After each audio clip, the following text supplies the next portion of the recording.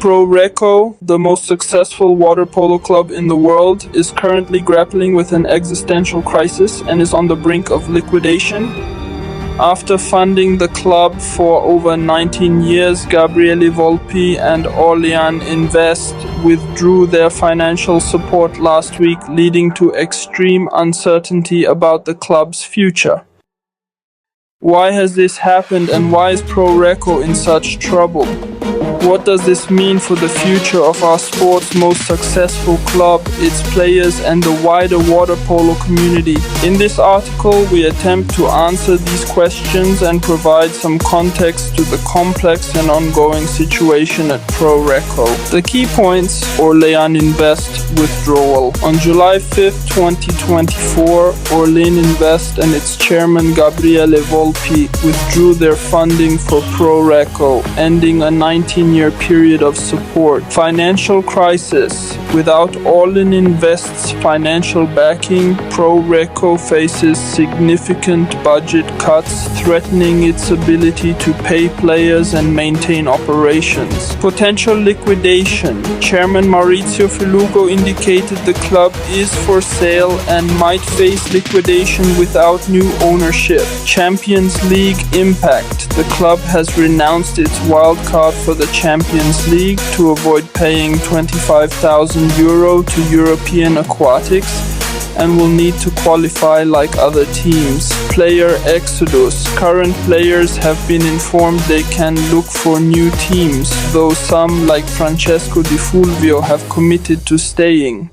It remains to be seen how many will follow Di Fulvio's lead and accept a substantial wage cut. Focus on youth. Pro Recco will shift its focus to improving its junior sections, currently involving around 80 boys. The situation at present. For nearly 2 decades, Pro Recco has been funded by Italian businessman Gabriele Volpi and Orlean Investments. During this time, the club received an undisclosed but highly lucrative amount of funding from Orlean Investments without the expectation of financial return. This support led Recco to unprecedented success, making it a juggernaut of European water polo.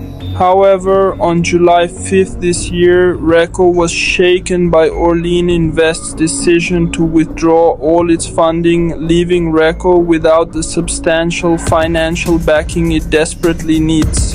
In essence, Volpi and Orlean have told Recco to stand on its own 2 feet, but the problem is the club likely won't be able to do that, certainly not with the same financial power it had before.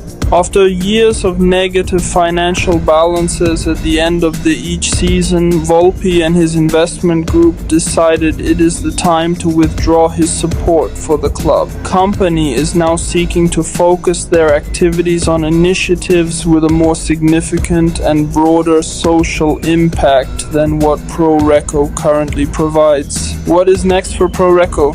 The only thing clear is that Pro Recco faces an extremely challenging foreseeable future. First and foremost, Pro Recco must navigate through a severe financial crisis. The club needs a new owner, and quickly. Chairman Maurizio Felugo has spent the past days essentially advertising for a new owner, but this has so far been a fruitless task. Without an owner, it is unclear how Recco will fulfill all its operational and competitive obligations, from paying entry fees for the Italian and Champions League to covering pool hire, staff salaries, and its world-class roster.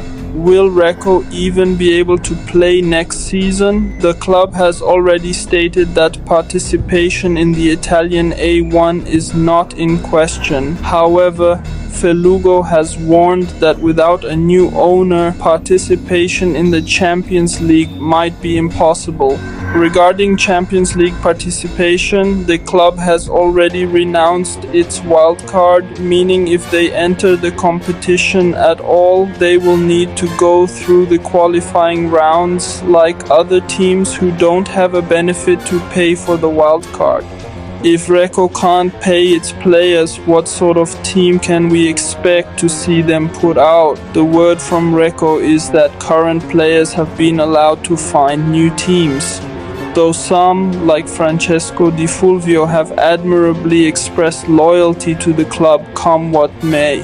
The club's primary focus will now be on nurturing its junior sections, aiming to build a strong foundation for the future. How has it come to this? You might say that Recco has had the rug pulled from under its feet by Volpi and Orlean, blindsided by their owner's shock decision. But that might be a generous interpretation.